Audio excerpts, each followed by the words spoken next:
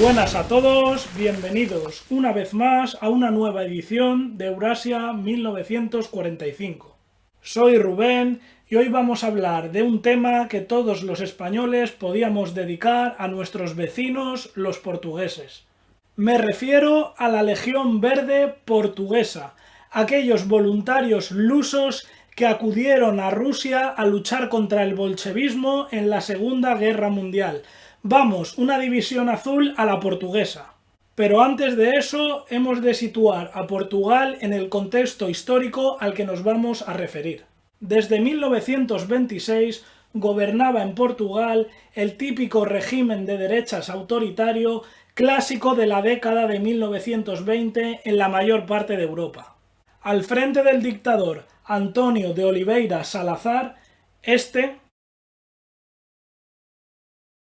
el país había adoptado un modelo de partido único, la Unión Nacional, copiando a Benito Mussolini en Italia, aunque el régimen distaba mucho de ser fascista, pues no existía ese componente social y revolucionario del fascismo o del nacionalsocialismo alemán. De hecho, podríamos definirlo como un sistema nacional católico mucho más parecido al franquismo en España, quizá algo más liberal en el aspecto económico, que sería conocido con el nombre de Estado Novo. De todas formas, el régimen salazarista nunca llegó a ser totalitario, más bien autoritario, porque dejó existir a una serie de familias políticas u organizaciones paraestatales. Entre estas estaba la Legión Portuguesa, que a diferencia de las demás de carácter conservador, esta poseía unas tendencias revolucionarias escoradas hacia el fascismo italiano y hacia el nazismo alemán. Precisamente sus miembros se organizaban en una milicia uniformada y se encuadraban en una jerarquía paramilitar. Aquí una imagen de estos milicianos. Al estallar la Guerra Civil Española, el Estado Novo, que temía al gobierno radical de izquierdas de la Segunda República de España, no dudó en apoyar al bando nacional del general Franco. De este modo fue como nació una unidad de voluntarios, los Viriatos, llamados así en honor al héroe lusitano Viriato que había luchado en la antigüedad contra la ocupación del Imperio Romano.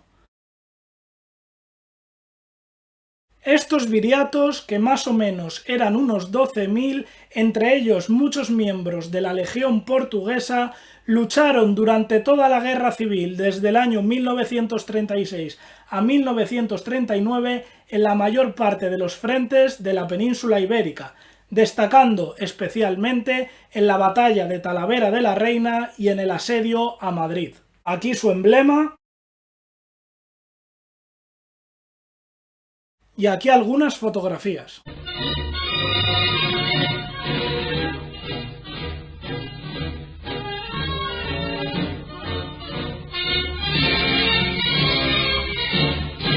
Si la Guerra Civil Española generó entre los portugueses sentimientos de afinidad hacia la causa del bando nacional, también lo hizo en la Segunda Guerra Mundial del lado de Alemania, especialmente a partir de 1941, cuando el Tercer Reich y otras naciones del Eje invaden la Unión Soviética en la Operación Barbarroja. El entusiasmo que se despertó en las calles de Lisboa y en otras ciudades de Portugal fue similar al de España o al de otros países ocupados de Europa como Francia, Holanda, Bélgica, Noruega, Dinamarca, Croacia, etc., que ya empezaron a crear sus propias unidades de voluntarios para mandar a Rusia. Sin embargo, el Estado Nuevo tenía un serio problema, pues pese a que su ideología anticomunista era afín a Alemania e Italia, históricamente el país mantenía una serie de lazos muy estrechos con Inglaterra, además de poseer una serie de acuerdos estratégicos que de ningún modo se podía arriesgar a violar. Fue entonces cuando el gobierno salazarista torpedeó cualquier intento de crear una unidad de voluntarios hacia Rusia como estaba haciendo España. Es más, Salazar se reafirmó en su neutralidad suscribiendo con Franco el bloque ibérico, consistente en un acuerdo en el que ambos jefes de Estado se comprometían a mantener a sus respectivos países neutrales de ambos contendientes en la Segunda Guerra Mundial. Aquí una imagen de este encuentro. No obstante, la legión portuguesa no estaba dispuesta a dejar escapar esta oportunidad pese a las trabas de su gobierno. Fue de este modo como de manera muy discreta organizó su propia unidad de voluntarios en la vecina España, muy cerca de la frontera con Portugal, obviamente con connivencia de las autoridades hispanas y del partido de la Falange. Gracias a esta estratagema, en el verano de 1941, un total de 76 voluntarios portugueses atravesaron la frontera con España y se reunieron en Extremadura. La mayoría procedían de las grandes ciudades de Lisboa, Oporto, Viana y Porto Alegre, pero también en menor medida de Évora, Faro, Coimbra y otras localidades del litoral y el centro de Portugal, además de un insular de las Islas Madeira. Reagrupados los voluntarios lusos ya en territorio español, fueron alojados en un cuartel de la Falange situado en la ciudad de Badajoz. Allí recibieron instrucción militar, estando sometidos a las ordenanzas del ejército español y al mismo tiempo al mando político de la Falange, aunque se les permitió conservar sus uniformes, sus emblemas e incluso el rango dentro de la Legión portuguesa. De los 76 voluntarios, la cifra pronto ascendió a 100 portugueses, que según su rango se encuadraron en 2 sargentos, 13 cabos y 85 soldados, siendo el perfil de estos combatientes en una edad comprendida entre los 18 y los 40 años, así como un oficio en la vida anterior de civil de pescadores, agricultores, ganaderos, carpinteros, herreros, chóferes y también intelectuales, véase algún escritor y unos pocos estudiantes universitarios. Curiosamente, entre los voluntarios hubo 5 que ya vivían en España, bien porque habían emigrado por temas de trabajo o porque estaban casados con una chica española. De estos 5, 3 eran de Badajoz, 1 de Olivienza y otro de Santa Marta, todos en Extremadura. Concluida la instrucción en Badajoz, el centenar de portugueses pasaron a encuadrar la Legión Verde, bautizada así en honor al color verde de la bandera de Portugal. Esta unidad lusa pronto se encuadró dentro del organigrama de la División Azul Española, emprendiendo entonces un viaje a través de la península ibérica, los Pirineos, Francia y finalmente Alemania. Ya en el Tercer Reich, los portugueses recibieron una segunda instrucción militar, en este caso impartida por oficiales del ejército alemán, la Wehrmacht, concretamente en el polígono de adiestramiento de Grafenwörth, situado en la Baja Austria. Terminado el curso, portugueses y españoles fueron trasladados a bordo de un tren hasta la capital de Vilna, en Lituania. Una vez allí, continuaron una kilométrica marcha a pie que duró más de un mes, primero a través de Bielorrusia, luego por Rusia noroccidental y finalmente concluyendo justo en la línea del frente, situándose muy cerca de la ciudad de Novgorod, donde fueron desplegados los lusos, comenzando a partir de entonces su aventura y calvario en el frente oriental.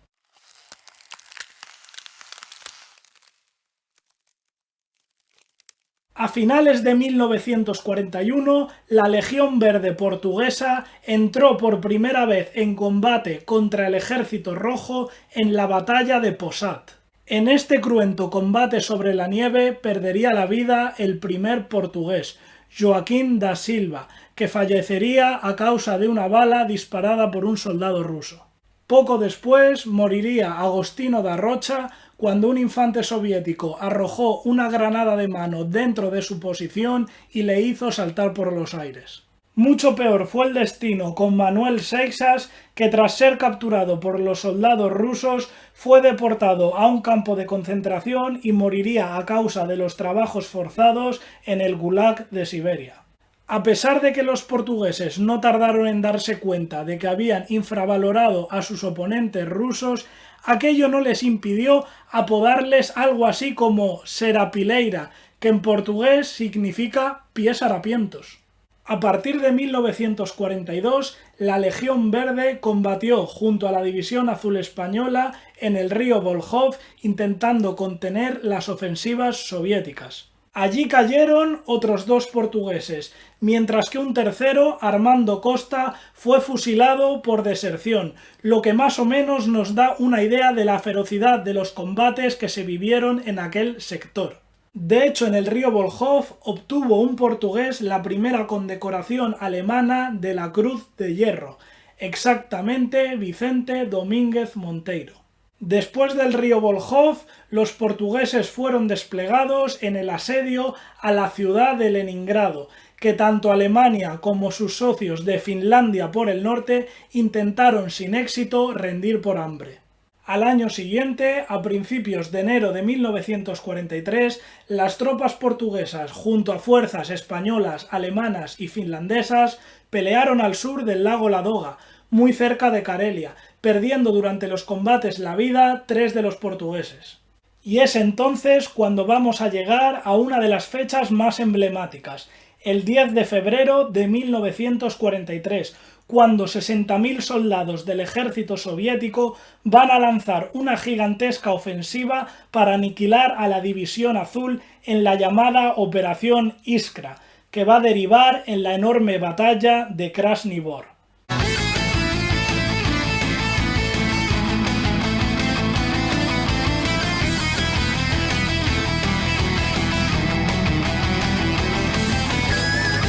Durante la acometida inicial de los rusos, que milagrosamente las tropas españolas contuvieron a un alto precio en bajas, los portugueses no se hallaban presentes porque se encontraban algo más a retaguardia, concretamente en el pueblo de Krasni Bor.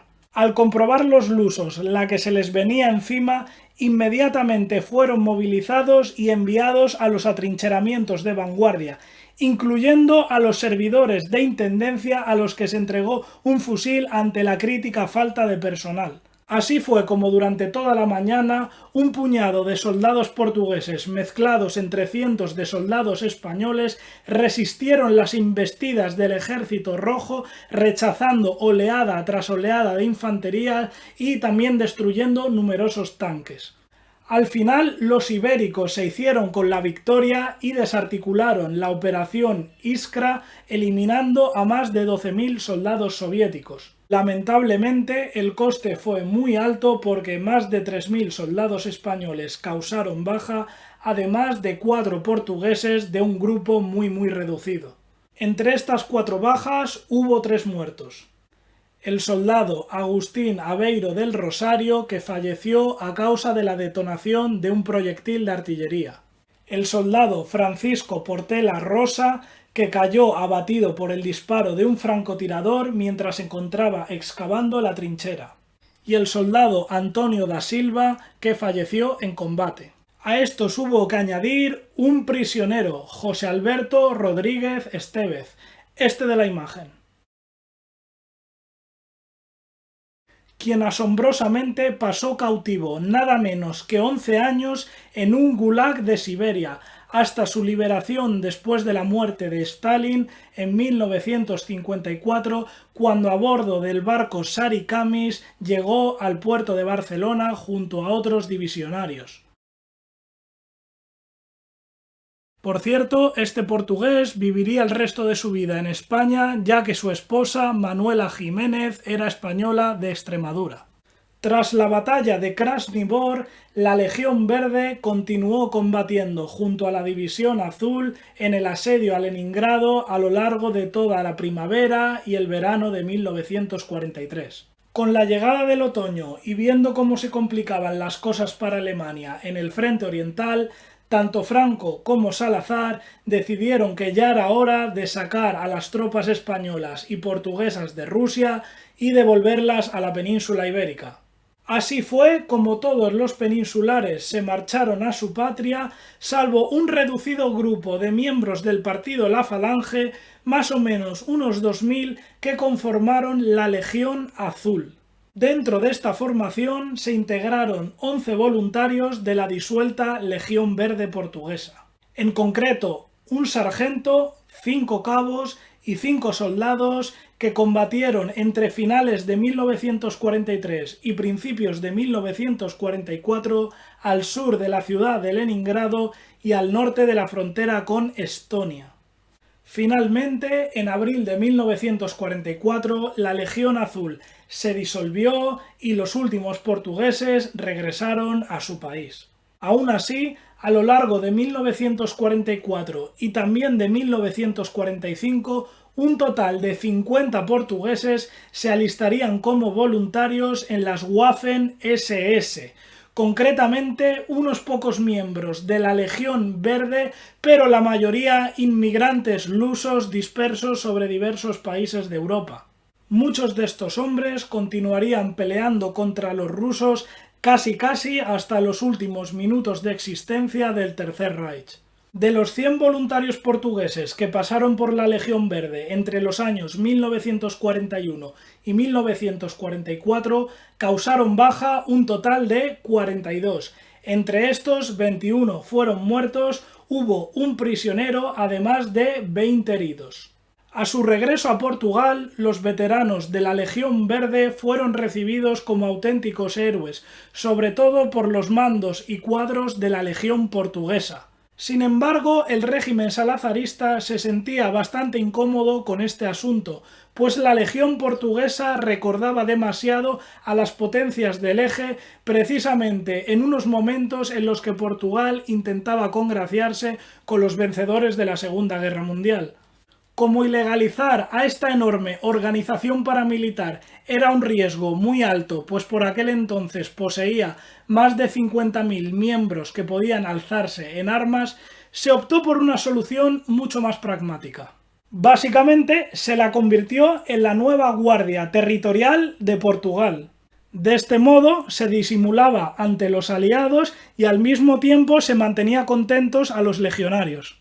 Y la verdad es que fue un acierto, pues la Legión Portuguesa se convirtió en una organización totalmente domesticada por el régimen hasta su disolución definitiva en el año 1974 durante la llamada Revolución de los Claveles.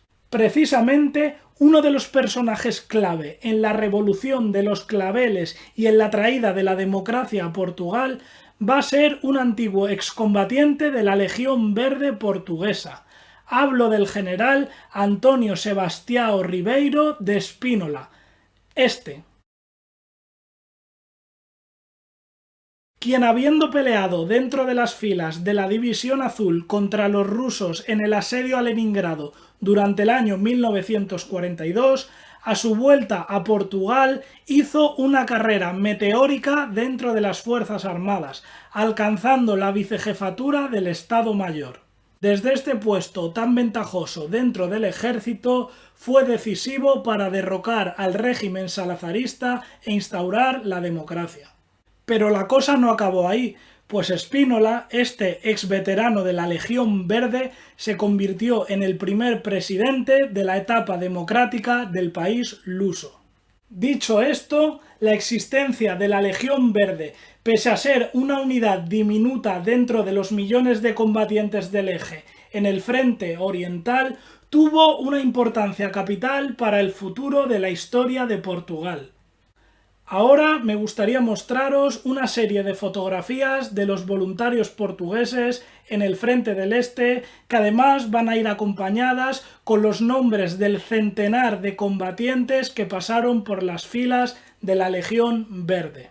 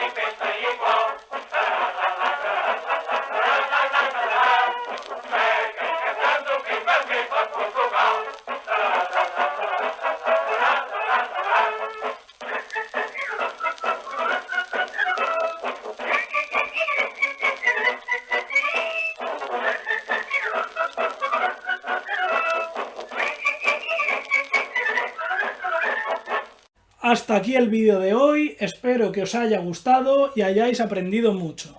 Como os digo siempre, os invito a suscribiros al canal y a visitar mi página web www.eurasia1945.com. Y antes de marcharme, anunciaros que por fin el 7 de septiembre de 2020 sale mi nuevo libro, que ya muchos me habéis preguntado. El Frente de China, volumen 1, la Segunda Guerra Sino-Japonesa, 1931-1939. Bueno, con el título sobra decir de qué va a ir la obra. Solo aclararos que en el 2021 saldrá el segundo volumen, que obviamente irá de la Segunda Guerra Mundial en el frente chino, los años 1939 a 1945. Ahora cuando me vaya os pongo una imagen de la portada. ¡Chao!